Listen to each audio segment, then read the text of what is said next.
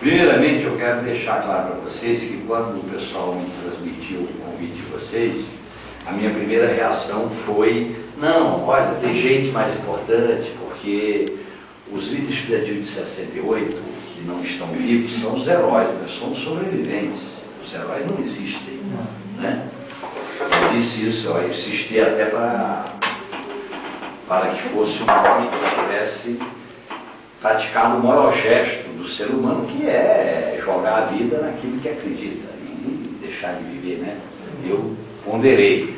Por outro lado, eu ponderei também que a minha militância política, desde 66, quando eu comecei a militância política, foi sempre uma militância muito polarizada, foi muito definida. Eu nunca fiquei no muro em nada, por bem e por mal, né? E às vezes eu tenho muitas polêmicas, que a minha vida, a minha história, eu sempre entrei nas divididas e polêmicas. E às vezes, para dar nome a uma entidade, isso às vezes cria determinado tipo de constrangimento. Quem é contra ou a favor, era melhor um nome que fosse mais ecumênico, fosse mais unanimidade. Na medida em que vocês insistiram, eu, de maneira humilde e militante, topei. Acho que é uma coisa que me emocionou muito. Em primeiro lugar, porque eu participei intensamente do movimento estudantil e estou vivo lutando por um projeto de mudar o Brasil, né? De uma certa maneira, a nossa geração de 68, ela foi resgatada de maneira um pouco complicada com a fundação do PT, porque a gente veio de uma geração que foi praticamente, né, vamos dizer assim, destruída, com prisão, com morte, com cadeias e tal. E muitos companheiros do movimento estudantil, com quem inclusive eu convivi muito, morreram, né? A própria diretoria da UNE, eu fui da diretoria da UNE, a maioria da diretoria não existe mais. E quando eu era presidente do DCE, o vice-presidente do DCE, na minha gestão lá em Fortaleza, ele morreu na luta contra a ditadura. E eu até o ano passado eu fui no translado dos restos dele, lá dos restos mortais, lá em Fortaleza. Foi um negócio muito emocionante, porque eu não tinha nunca mais entrado na Universidade de Fortaleza, onde eu estudava. Mesmo com a democracia, eu resolvi não entrar lá. Eu vivia muito intensamente. Então, em primeiro lugar, eu queria deixar isso claro para vocês que isso me emocionou muito. É um compromisso, o meu compromisso com vocês é continuar essa luta. Certo? O movimento estudantil para mim foi muito significativo, foi muito importante na minha vida, porque eu vim estudar em Fortaleza e para mim entrar na universidade foi muito difícil, porque eu comecei a estudar com 15 anos de idade, sair da roça, ser sacristão de padre, para poder estudar. Você não foi coroinha não, né? Fui coroinha. Eu fui coroinha.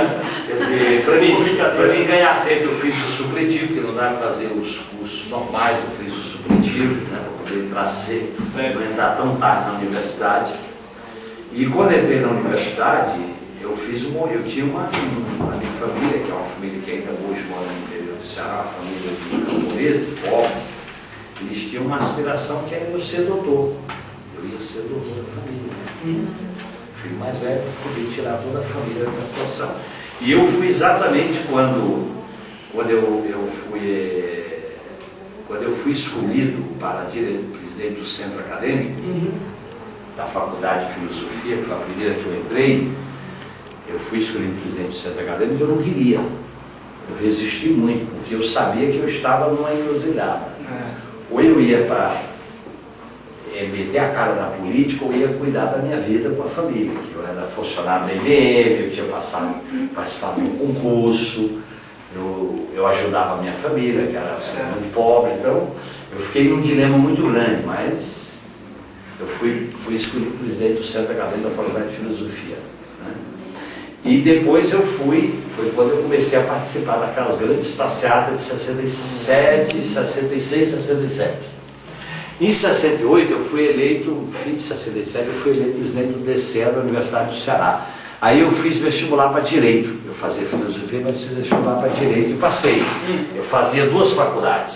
Então, em 68, eu era presidente do DCE. Em 68, eu era presidente do DCE, da Universidade Federal do Ceará, e participei de todo aquele processo de 68 como presidente do DCE, porque no Ceará não tinha o E, só tinha uma universidade. Certo. E o DCE representava o E. Eu era o representante do Ceará na UNE, participava das reuniões da UNE, dos conselhos da UNE. Aquilo tudo que vocês já viram, eu participei. Conselho da UNE, o conflito na Maria Antônia, eu estava lá. A preparação de Ibiúna, eu estava no Congresso de Ibiúna, né? Quando o Congresso de Ibiúna foi preso, eu estava lá, fui preso. Então eu era muito conhecido do Ceará como presidente do DCE, porque o DCE era a principal entidade de oposição à ditadura. E quando veio o AI-5, para explicar isso para vocês, quando veio o ato institucional AI-5, eu fui expulso sumariamente das 2 faculdades. Antes do 477 eu fui afastado, por isso que quando veio a anistia, eu voltei lá, peguei meus documentos, até hoje eu tenho esses documentos da universidade, mas eu resolvi não voltar para a universidade. Foi uma decisão que fiquei... Vocês sabem que aí eu vim morar em São Paulo, quando veio o AI-5, aí eu fui para a diretoria da UNE, era o Onestino, que vocês já até ouviram falar, a Helenira, que morreu no Araguaia, o Onestino, eram vários companheiros que eu era da diretoria da UNE aqui em São Paulo. Eu ficava em São Paulo porque eu não era conhecido em São Paulo, tá certo? E morei, eu representava a UNE em São Paulo, Rio de Janeiro e Rio Grande do Sul, que eram os 3 estados que eu não era conhecido, onde eu andava, reunia, fazia contato com as universidades, tudo clandestinamente, correndo o risco de ser preso, porque nessa época não existia, as reuniões eram em casa de companheiros, em casa de amigos, todas elas eram muito, a gente era procurado pela ditadura, né? E coincidentemente, quando o Brasil ganhou a Copa de 70, que a seleção chegou aqui, foi o dia que eu saí do Araguaia, eu fui para a guerrilha, fui para o Araguaia, né? Eu era militante do PCdoB já nessa época e fui para o Araguaia para participar da guerrilha urbana, me preparar e fazer. Fui para não voltar. Ou eu voltava morto ou voltava na vitória. Né? Nem aconteceu a vitória, nem eu morri para sobreviver. Mas está vivo, né? Então, agora, isso que eu estou colocando para vocês tem a ver com o momento que a gente vive hoje. Em primeiro lugar, porque nós fizemos uma opção política nos anos 60, depois do golpe militar, para derrubar a ditadura. Nós fomos derrotados. Sim. Foi uma luta heróica, generosa, foi uma luta necessária. Quer dizer, para vocês terem uma ideia, no Congresso de Ibiúna, que tinha 700 e poucos delegados, 2/3 não existe mais. Que era a liderança do movimento estudantil de 68. Estava no Congresso de Ibiúna, quando teve a prisão. Até me falaram ontem que tem uma placa lá na Praça de Ibiúna com todo o nome dos delegados do Congresso. Está lá na placa, na cidade, etc. E quando eu vim para São Paulo, eu vim para trabalhar na UNE, eu era diretor da UNE. Eu fiquei 1 ano e meio na UNE, mas aqui também já estava muito difícil, porque a gente fazia tudo perseguido pela polícia. Comício relâmpago, de um lado era rápido, entrar nas faculdades ocupadas, tinha que sair correndo, carro de segurança, eram uns esquemas muito, já de perseguição política.